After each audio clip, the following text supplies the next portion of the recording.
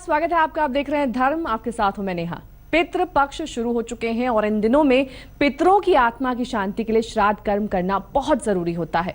हिंदू धर्म में पितरों की आत्मा की शांति के लिए किए जाने वाले श्राद्ध कर्म के लिए बिहार के गया को सर्वश्रेष्ठ माना गया है।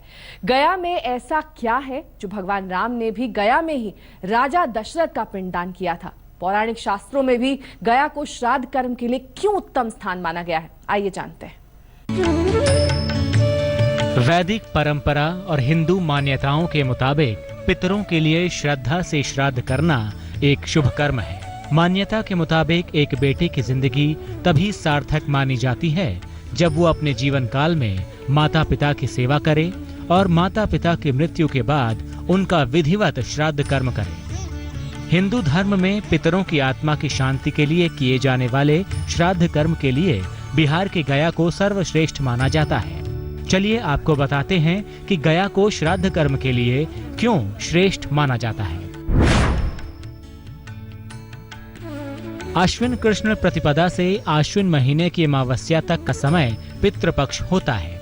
मान्यता के मुताबिक पिंडदान से मरने वाले व्यक्ति को मोक्ष की प्राप्ति होती है। हरिद्वार, गंगा सागर, कुरुक्षेत्र, चित्रकूट, पुष्कर में भी श्राद्ध से मोक्ष प्रदान किया जाता है।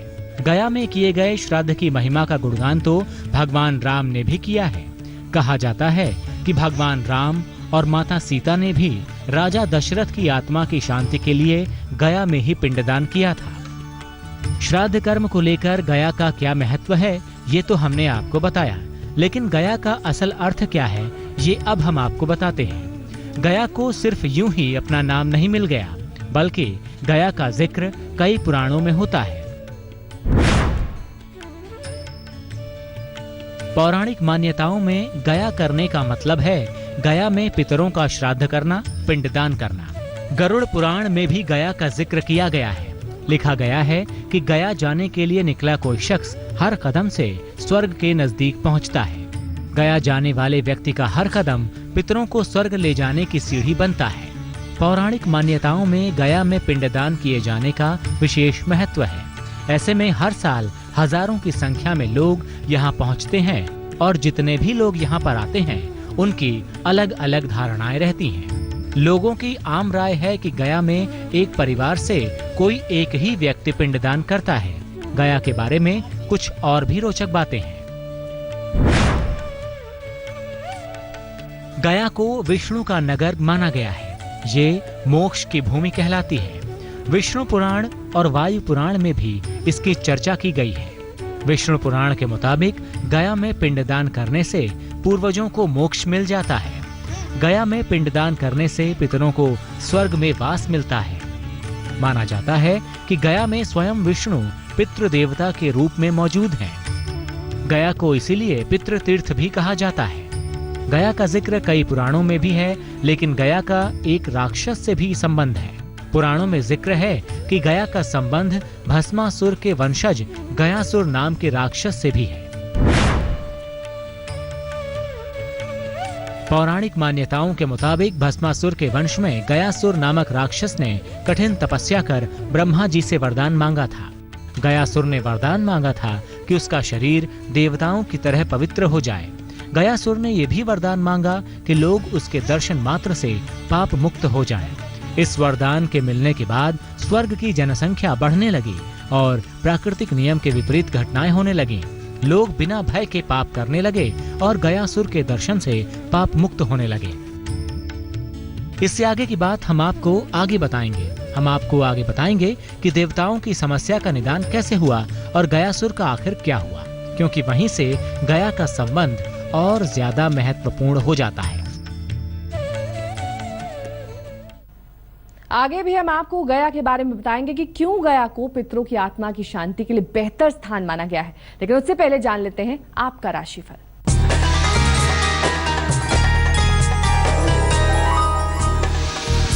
मेष, परिवार से मदद मिलेगी। लंबी यात्रा पर जाने का योग है। रुके हुए काम पूरे होंगे। शुभ रंग धानी। भाग्य प्रतिशत 89।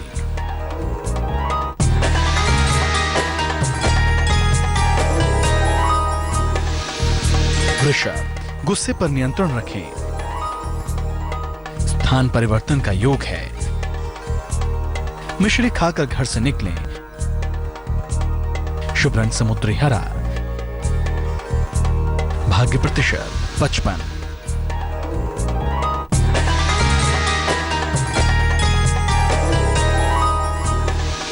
मिथुन, बॉस से विवाद से बचें। नौकरी में सकारात्मक बदलाव होगा। आर्थिक लाभ होने का योग है। शुभ रंग लाल। भाग्य प्रतिशत 75।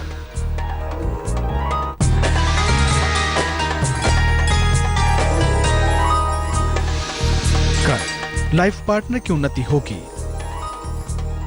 नई प्रॉपर्टी का लाभ होगा। पैसे मिलेंगे। शुभ रंग पीला। भाग्य प्रतिशत 78।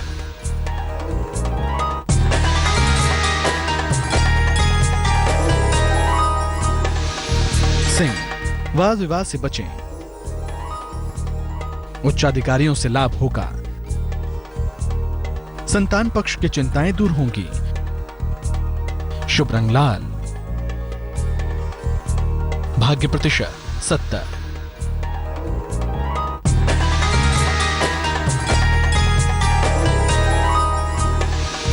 कन्या, सेहत का ध्यान रखें। वाद विवाद से बचाव करें। कुछ पैसे का दान करें। शुभ रंग नीला। भाग्य प्रतिशत 51।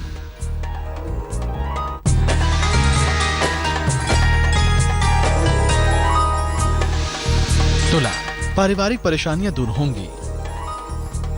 पुराने मित्र से मुलाकात होगी। प्रॉपर्टी खरीदेंगे। शुभ रंग क्रीम। भाग्य प्रतिशत 77।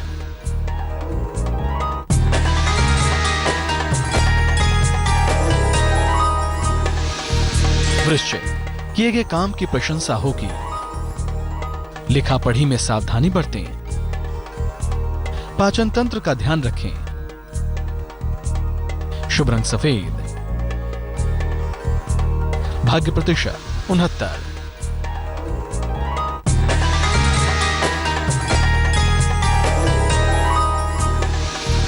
धनु, परिवार में सुख शांति आएगी। पैसे के मामले सुलझ जाएंगे। प्रॉपर्टी की परेशानी दूर होगी। शुभ रंग गुलाबी। भाग्य प्रतिशत 85।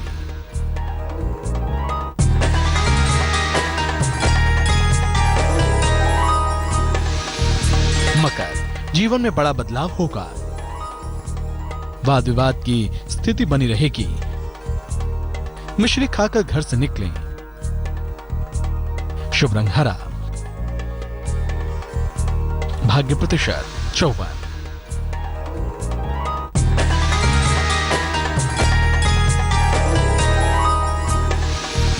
कुंभ, रोजगार में बेहतरी होगी। उपहार का लाभ मिलेगा। गुस्से पर नियंत्रण रखें। शुभ रंग सुनहरा। भाग्य प्रतिशत 72।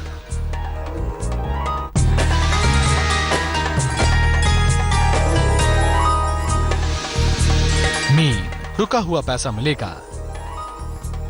मान सम्मान की प्राप्ति होगी। सेहत में सुधार होगा। शुभ रंग सफेद। भाग्य प्रतिशत 81।